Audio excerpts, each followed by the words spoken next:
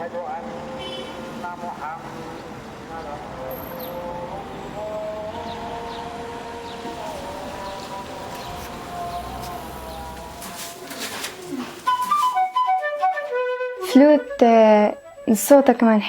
sound of the flute is beautiful, and it gives me a good feeling. It takes me to another world that is far away from here, a more beautiful world, because it is not a beautiful place here. Throughout the West Bank, a place marked by generations of turmoil and economic hardship, classical music is thriving. For the New York Times, this is Dan Wakin.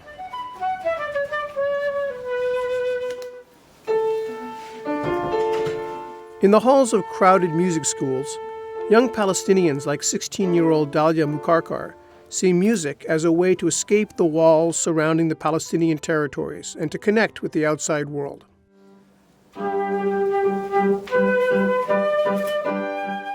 The growing popularity of classical music has been driven by international and local donations. In the last 3 years, several new music schools have been established, like the Baron Boehm Said Foundation in Ramallah, where Dalia studies. On this day, a major European flutist has come to Dalia's school, Emmanuel Pahoud, her hero. All this is just scales because I studied in France or with the French books, and we do scales and arpeggios since we are little children. And then when we see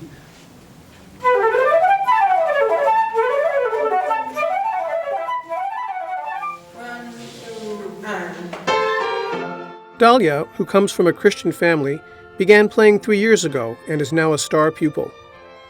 The demand for lessons is so great that schools like hers are often short on teachers and instruments, making Mr. Pahoud's visit even more special.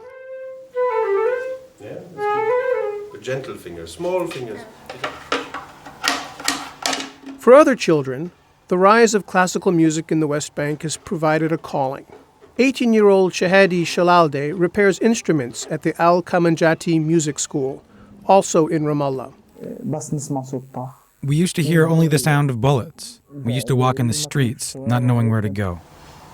Music is a wonderful thing. Once you get into it, you find a whole new world. When the Al-Kamanjati School opened in 2006, its founders saw Shahadi loitering nearby. They invited him in, and gradually, visiting experts taught him how to fix violins. I hope to become a teacher and to teach other people to repair violins. Nobody else does this job in Palestine. For Dalia, the flute represents hope for the future. We cannot go from one place to the other. We have to apply for permits. Sometimes, even if we have permits, the soldiers tell us to go back. Every time we look at this wall, we feel suffocated. We're not able to do anything. It's as if we were in prison. Dalia's dream is to study at a conservatory in France. So she practices obsessively, whenever and wherever she can. Even here, in the ladies' room, moments before playing at her aunt's wedding. We do not have money. We are right on the red line. We hardly have money to eat.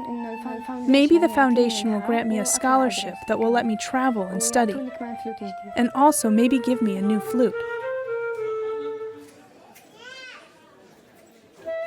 And as she started to play, Dalia was no longer a teenager in a land of conflict, but like artists all over the world, she was a performer captivating an audience.